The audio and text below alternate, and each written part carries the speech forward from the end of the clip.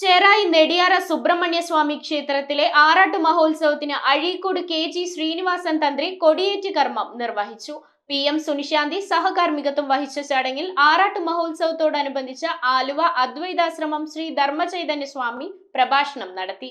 SNDP യോഗം 1399 number സഹോദരൻ സ്മാരക ശാഖ വക ചെറായി നെടിയാറ സുബ്രഹ്മണ്യ സ്വാമി ക്ഷേത്രത്തിലെ ആറാട്ട് മഹോത്സവത്തിന് അഴീക്കോട് KG ശ്രീനിവാസൻ തന്ത്രി കൊടിയേറ്റി.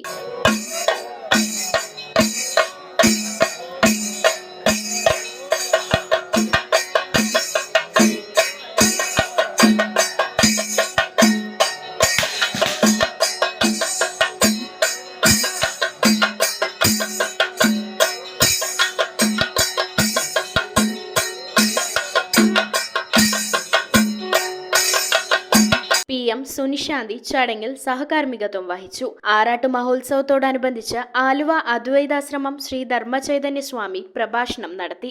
വൈക്കം സത്യാഗ്രഹം കൊടുമ്പിരിക്കൊണ്ടിരിക്കുന്ന സന്ദർഭത്തിൽ ശ്രീനാരായണ ഗുരുദേവൻ ഒരിക്കലൊരു ട്രെയിനിൽ സഞ്ചരിച്ചു കൊണ്ടിരിക്കുന്ന വേളയിൽ കേശവൻ എന്ന പേരായിട്ടുള്ള ഒരാൾ ഗുരുവുമായിട്ട് ഒരു സംഭാഷണം നടത്തുന്നുണ്ട്. അതിൽ ഗുരു പറഞ്ഞ കാര്യങ്ങൾ അയാൾ വളച്ചൊടിച്ച് പിറ്റേന്ന് പത്രത്തിൽ റിപ്പോർട്ടായിട്ട് നൽകി.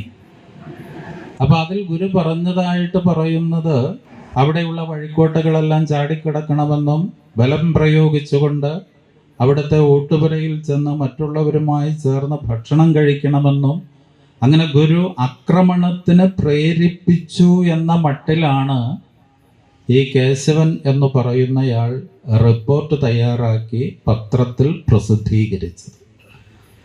ഈ പത്രവാർത്ത അത് ഇംഗ്ലീഷിലേക്ക് മൊഴിമാറ്റം നടത്തിക്കൊണ്ട് ആരോ ഒരാൾ ഗാന്ധിജിക്ക് അയച്ചു കൊടുത്തു. നിജസ്ഥിതി എന്താണ് എന്ന് അന്വേഷിക്കാതെ ശ്രീനാരായണ ഗുരുദേവൻ ആക്രമണത്തിന് പ്രേരിപ്പിക്കുന്നു എന്ന മട്ടിൽ ഗുരുവിനെ കുറ്റപ്പെടുത്തിക്കൊണ്ട് അന്ന് യങ് ഇന്ത്യ എന്ന് പറയുന്ന പത്രത്തിൽ ഗാന്ധിജി ലേഖനം എഴുതി. അറിവിന്റെ മഹാപ്രകാശമായിരുന്നു ശ്രീനാരായണ ഗുരുദേവനെന്നും ഗുരു എടുക്കുന്ന തീരുമാനങ്ങൾ വ്യക്തവും ശക്തവുമാണെന്നും ഒരിക്കലും പറഞ്ഞ വാക്ക് ഗുരു തിരുത്തി പറഞ്ഞിട്ടില്ല എന്നും സ്വാമി ധർമ്മചൈതന്യ പറഞ്ഞു. ആറാട്ട് മഹോത്സവ ദിനങ്ങളിൽ താലം വരവ്, കലാപരിപാടികൾ, പിള്ളക്കാവടി വഴിപാട് സമർപ്പണം, കൈകൊട്ടിക്കളി, ഭസ്മക്കാവടി, കാവടി അഭിഷേകം, തുടർന്ന് സമാപന ദിവസമായ ഏപ്രിൽ 23 ആറാട്ട് മഹോത്സവം, പകൽപൂരം, കരോക്കെ ഗാനമേള, പുലർച്ചെ ആറാട്ട് എന്നിവയുണ്ടാകും. News bureau, Vypin.